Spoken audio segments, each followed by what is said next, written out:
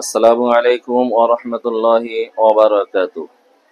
আলহামদুলিল্লাহি রাব্বিল আলামিন ওয়া আকিবাতুল মুত্তাকিন ওয়া সালাতু আলা সাইয়্যিদিল আমবিয়া ওয়া আশরাফিল আমবিয়া ওয়াল মুরসালিন সাল্লাল্লাহু তাআলা আলা খায়রি খালকিহি ওয়া আলা আলিহি ওয়া আসহাবিহি আজমাইন। আম্মা বা'দ। فأعوذ بالله من الشيطان الرجيم بسم الله الرحمن الرحيم اهدنا الصراط المستقيم صراط الذين أنعمت عليهم غير المغضوب عليهم ولا الضالين آمين।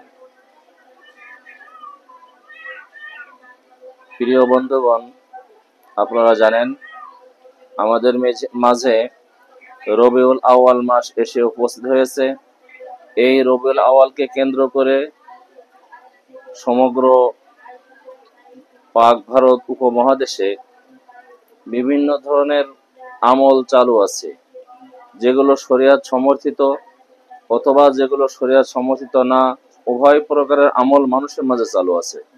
মানুষ যে আমলগুলো করতেছে অনেকগুলোই পরিহার করা দরকার, যেগুলো রবিউল আউয়ালের সাথে কোনো সম্পর্কই রাখে না। এই মাসে রোজা রাখা, কোনো আনন্দ উৎসব আনুষ্ঠানিকতা, নামাজের সাথে সম্পৃক্ততা কতটুকু আছে, এগুলো হাদিস থেকে সরাসরি জেনে সেগুলো আমল করার প্রয়োজন। এজন্যে আমি আমার প্রাণ প্রিয় সমস্ত আইম্মায়ে মাসাজিদ গণদেরকে বলবো যে আপনারা এই রবিউল আউয়ালকে কেন্দ্র করে আপনার মসজিদের সহিহ হাদিস অনুপাতে আলোচনাগুলো নিয়ে আসুন, যাতে করে মানুষগুলো মুসল্লিবৃন্দ এই বিষয়ে অবগত হতে পারে রবিউল আউয়ালে কি করণীয় আর কি বর্জনীয়। কারণ শুধু এতটুকু আমি বলি, আজকে মানুষের মাঝে প্রচলিত রয়েছে নবী পাক সাল্লাল্লাহু আলাইহি ওয়াসাল্লামের জন্ম রবিউল আউয়াল মাসের 12 তারিখ সোমবার হয়েছিল।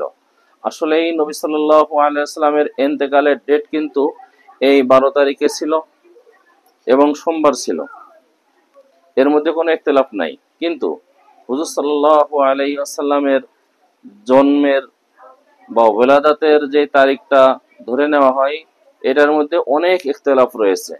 মুহাদ্দিসিনে কেরাম, উলামায়ে কেরামের মধ্যে বিভিন্ন মতভেদ রয়েছে। অনেকেই 2 তারিখ, 3 তারিখ, 12 তারিখ, 27 তারিখ রবিউল আউয়ালের বলেন, অনেকেই বা রবিউল আউয়াল মাস বাদে অন্য মাসের তারিখও উল্লেখ করে থাকেন। সুতরাং সেই ইখতিলাফকৃত সেই তারিখ, ইখতিলাফ করার তারিখকৃত সেই বিষয়টাকে একেবারে ফিক্সড করে 12 তারিখে উদযাপন করা, এটা নিছক পাগলামি ছাড়া আমি আর কিছু মনে করি না। আর যদি এটাই ধরি যে রবিউল আউয়াল মাসের 12 তারিখে নবীজির জন্ম হয়েছিল, রবিউল আউয়াল মাসের 12 তারিখে নবীজির ইন্তেকাল হয়েছিল, তাহলে আমরা ঈদে মিলাদুন নবীর অর্থাৎ নবীজি সাল্লাল্লাহু আলাইহি ওয়াসাল্লামের জন্মবার্ষিকী, জন্মতে খুশি, এটার উদযাপন কিভাবে করি? তাহলে তো ওই দিন শোক দিবসও পালন করা জরুরি। তাই কারোর পক্ষে বিপক্ষে নয়, সহিহ হাদিস থেকে যেটা আপনি বুঝবেন, সহিহ হাদিস থেকে সরাসরি মুসল্লিদের সামনে আলোচনা করলে অবশ্যই মুসল্লিরা জানবে, বুঝবে এবং আমল করার জন্য প্রস্তুত হবে ইনশাআল্লাহ। বিশেষভাবে খুতবাতুল আহকামের মধ্যে রবিউল আউয়ালের যে খুতবাটা আলোচনা রয়েছে, প্রত্যেকটা মসজিদে ইমাম সাহেবরা এটা আলোচনা পড়ে, আরবিতে পড়ে। যেহেতু শুধু আরবিতেই পড়ে, ওইটাকে বঙ্গানুবাদ করে শোনানো হয় না বিধায় মুসল্লিরাও বোঝে না, অনেক ইমাম সাহেব ভাইয়েরাও বোঝেন না। কিন্তু ওখানে যে আলোচনাগুলো আছে, এগুলো আলোচনা করলেও অনেকটাই বুঝে আসে যে রবিউল আউয়াল মাসে কি করণীয় আর কি বর্জনীয়। আসুন সহিহ হাদিস থেকে রবিউল আউয়ালকে উদযাপন করার চেষ্টা করি, রবিউল আউয়ালের সম্মান বজায় রাখার চেষ্টা করি।